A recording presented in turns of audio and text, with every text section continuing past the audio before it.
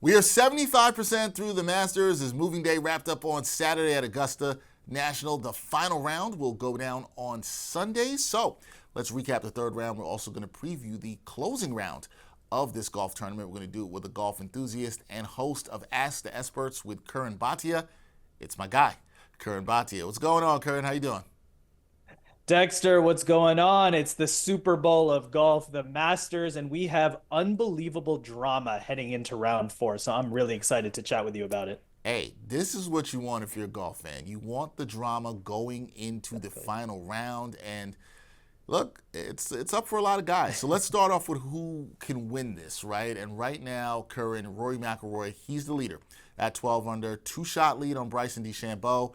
He has not won a major since 2014. I didn't even realize this. I was there at Valhalla the last time he won a major. So the question for me here is this now the time for Rory McIlroy to win another major? I'm going to stick with my pre-round prediction, which is Rory McIlroy will get his first green jacket, take home the win in the Masters, and complete the career Grand Slam. And I think it's going to be a storybook ending for Rory. And if you look at what Rory did today in round three at the Masters, it's something that's never been done before. He started the round with six consecutive threes. And that's not a stat by Steph Curry. That's Rory McIlroy. Incredible. Birdies, eagles. It was amazing. And that just shows you the composure, the mental game, the physical game. That's all going on for Rory McIlroy right now. Incredible performance to start round three. He's now in the lead, but there is significant drama because we know his playing partner in round four, in the final round of the Masters, is going to be Bryson DeChambeau. And that's who he lost to tragically in the U.S. Open last year. So incredible drama here, but I really do think Rory McIlroy is clicking at the right time. Remember, Rory has already won two times this year. He won at Pebble to start off the year, and then in a playoff at the Players' Championship. So he's already faced adversity. The other part of it, Dexter, is that there's been five times that Rory has had the lead after 54 rounds. Four of those times in a major, he's come out on top. The last time was in 2014 at Valhalla. You were there, Dexter, so you Yep. saw it in person. So Rory, when he has a lead going into Sunday, usually he can get it done 4 out of 5 times in the past in majors before. So I think the storybook ending is there for Rory, but he's got Bryson DeChambeau breathing down his neck. Incredible drama. I can't wait for round four of the Masters. That's the thing, and we're going to get to DeChambeau in a little bit, but I started thinking about that U.S. Open last year and thinking about the fact that he's going to be paired with him for this final round. Does that affect Yeah. him at all? Does it get into his head when he sees Bryson there with him hole for hole? Going to be very interesting, but that's a good stat on Rory when he goes into the final round of these Yeah. majors. Now, Justin Rose, he began the Yes. day atop the leaderboard at 8 under. He's now 5 under after shooting a 75. He's tied in sixth place, tied for sixth. What went wrong for Rose here in round three? Yeah, unfortunately for Justin Rose, he holds a record, and this isn't in a good way, the way that Rory created history today.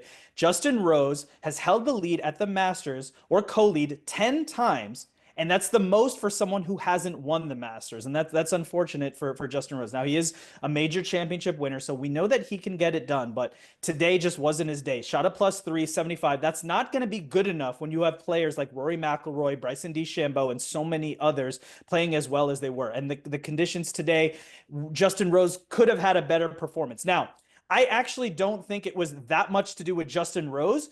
It's more so to do with the great competition. Players like Rory McIlroy, Bryson DeChambeau, just having incredible rounds. Now, at the end of the day, plus three for your round is plus three. So the responsibility is there for Justin Rose, but at the same time, you have great players who are surging at the right time, surging under pressure. We know what a big mental game that golf can be. If you ask Rory McIlroy himself, he says, "When I get to the first tee, I visualize everything going wrong. I visualize my ball going into the trees. The reason I do that is because, okay, that's the worst outcome. Now I can relax and get through it." And we know Rory has battled mental demons. We saw that play out at the U.S. Open when he took on Bryson and he missed those short putts at 16 and 18. And that ultimately cost him a chance to win that major. So we know that mental toughness is huge, and it's the most important at the Masters. We know this is the biggest tournament in golf. And so, not Justin Rose's day, unfortunately, but there's incredible storylines ahead here for round four. No, incredible storylines, definitely ahead. And Justin Rose, not a great performance on Saturday, but we'll see what he can do on Sunday. Now, Scottie Scheffler is a golfer that everybody's going to want to talk about. He has definitely been in the mix here.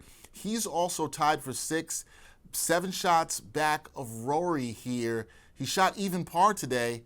Is the course getting the best of Scheffler this time around, and does he have a chance here on Sunday to get back in and win another green jacket? Does he have a chance, Scottie Scheffler? Well, of course, because he's the #1 player in the world, and he's won this tournament. And if he was able to be successful tomorrow, he would be him and Jack Nicklaus would be only the players who won 3 out of 4 Masters in that order. It's an incredible achievement if he was able to do it. But it doesn't seem like it's going to go that way for Scottie Scheffler, right? As we mentioned, he shot even par today, so it's been very up and down for him.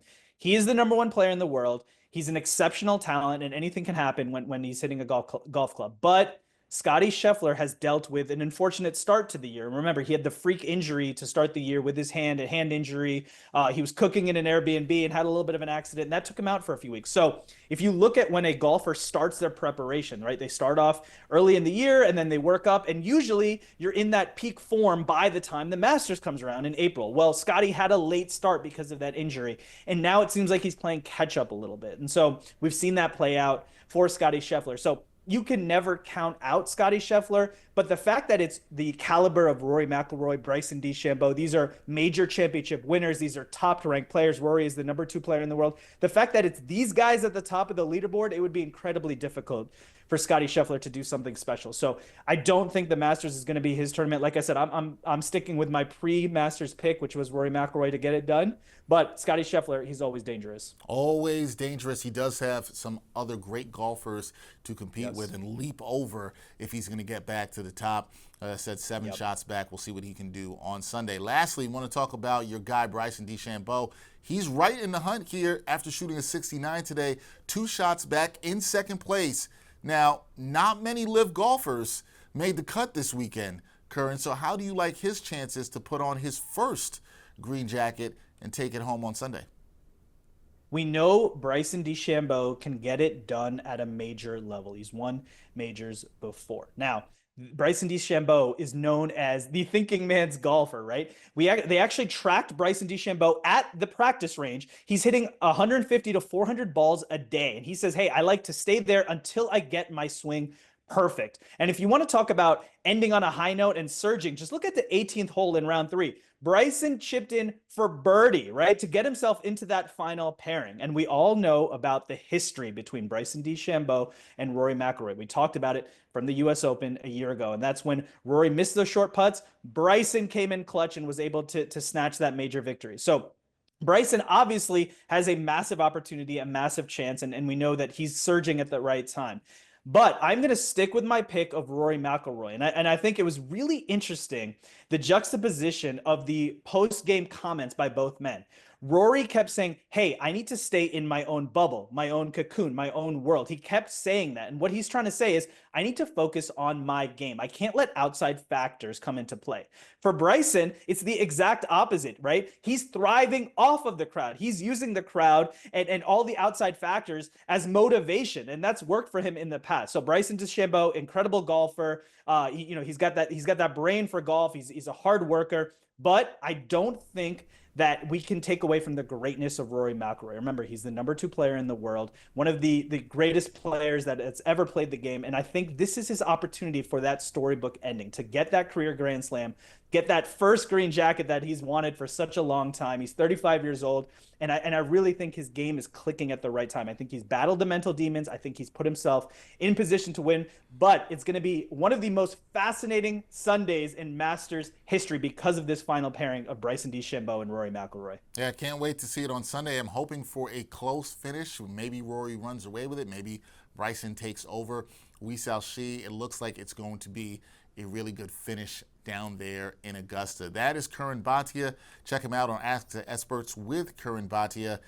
Fantastic golf enthusiast. Next year, Curran, I need you to plan the trip for us to get down to Augusta National, man. That's got to happen. We got to get this done next year. Dexter, let's do it. Now, the theme for Rory McIlroy is redemption, right? He has a chance for redemption. So I think me and you have a chance for redemption to get back to the Masters, to get down there, to watch a major championship live together. So let's make it happen next year. There we go. It's not even get back. It's get there for me because I haven't been there yet. So it's get there right now. It's just you're getting there for the first time. We'll get there. We just got to get in there and it'll be good. Thanks, Curran. Appreciate you, man. Appreciate you, Dexter.